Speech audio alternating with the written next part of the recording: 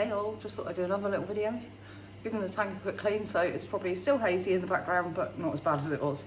So yeah, we've got an algae magnet on both sides of the glass. I recommend the Tunzi magnet that I use. I can't remember the name of it. There's like a small, medium and large or something like that. But anyway, we have to have one on each side of the tank because we've got, otherwise it's just a complete arse-ache trying to swap all the magnets over and do the cleaning properly. So I was just going to speak to you about clean-up crew and things that you can take for granted in a reef tank. So I don't have a sand bed in the bottom of the tank anymore, so we did have one in the start.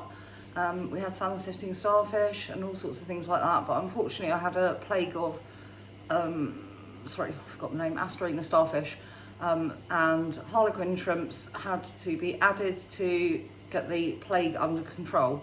So I had to remove any starfish from the tank and set up, well no, sorry, not set up, sorry, start again. And yeah, we let the harlequin shrimps off to do their work, eating bags of crisps all the time, but they've cleaned up all the Asterinas, so that's good.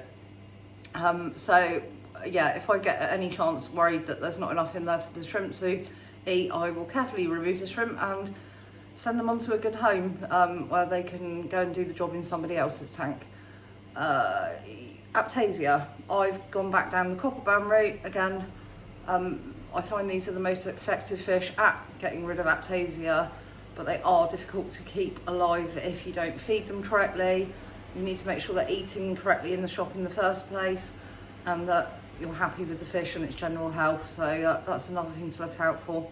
They're not really proper clean-up crew, because clean-up crews, you things like your hermit crabs, your snails and all things like that. I have got some dickhead hermit crabs in here, which are, I think they're left-handed dwarf hermit crabs, and they can be twats. And there's also some metallic blue legs. However, they do a bloody good job at keeping the tank clean. I've got my cleaner shrimps in here and my fire shrimps. The fish do use the cleaning station to go over and get clean if they're feeling a bit itchy or they're not great. Also find those really effective. There's tons of different stuff you can add as clean-up crew. We know quite a lot of stuff about it, myself and my colleagues at the shop, so we're going to be stocking more of this in future. We've just given the invert system a nice makeover and we'll be stocking more of these creatures that you need. So you've got things you can pop in your nano tanks that are going to like be a bit more on the smaller scale, and you've also got stuff like where I have to buy like 30 snails at a time sometimes just to keep everything all on top of each other, and then also the hermit crabs like to pull the snails out of the shells because they need new homes, so I always try and leave some shells around the bottom so they can move into a new home and carry on doing their job.